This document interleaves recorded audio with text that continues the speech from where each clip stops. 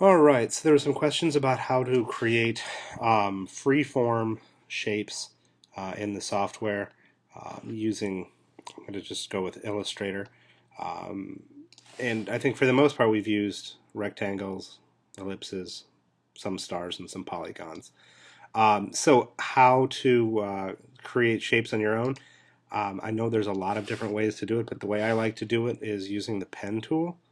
And you'll notice if I hit the pen and I click it, I can make shapes. And then if I right click to join, that gives me something like that. And join just connects the end anchor points there.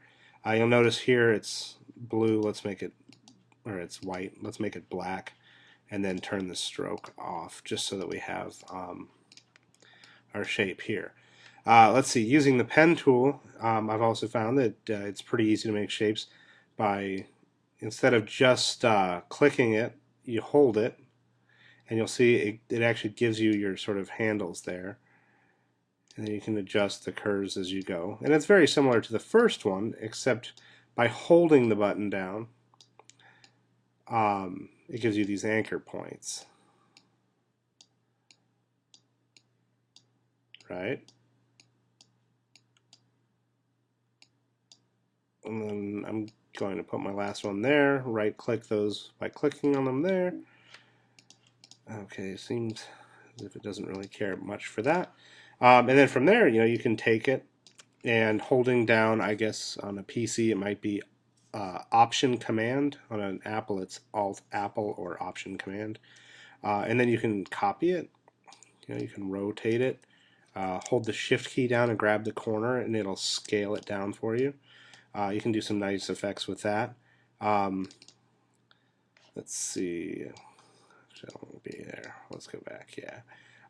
So that's basically it. Like the pen tool does a good job of that. Now, for the most part, you're using the selection tool here, but if you use the direct select tool, and you kind of zoom in on these, maybe not that far, but the white arrow tool or the direct select tool allows you to, instead of grabbing onto the whole image, you'll see I can now grab the handles, pull things out, and adjust the shapes like that. There's a certain sort of finesse or trick to it that always seems to take people a little while to get used to. But you can move those around and create all sorts of fun shapes and variations of your shapes using those guys there. And I did this for absolute simplicity's sake, this particular shape, but there's actually a lot you can do with that. Something that may not actually work for this particular assignment, but something that I always enjoy doing is taking a shape, copying it, scaling it down. Actually, you know what? Let's do it a little differently. It only works when you don't have concave. Only works when you don't have concave pieces. So let's actually shrink it down just a little. Try putting it there. And then I'm going to grab the direct select tool, which, see, now I'm just doing extra stuff that may not be of any use at all, but it is sort of similar to the way that we were creating the circles, those cells with circles. Let's see, give me just a second to work through this. Trying to hurry.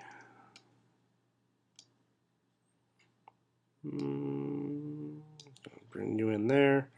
And what we can actually do this way, and this will make sense in a moment, but I've got that shape there, so now I'm going to go to, I don't know, let's say white. So you can create some pretty interesting shapes that way as well, by sort of overlapping black and white shapes and then using that white arrow tool to sort of control each one. So I can go back in, fix that there. And then you just kind of go from there. So yeah, I don't know if that's quite what you're asking. Hopefully that gets you somewhere a little closer. Let me know.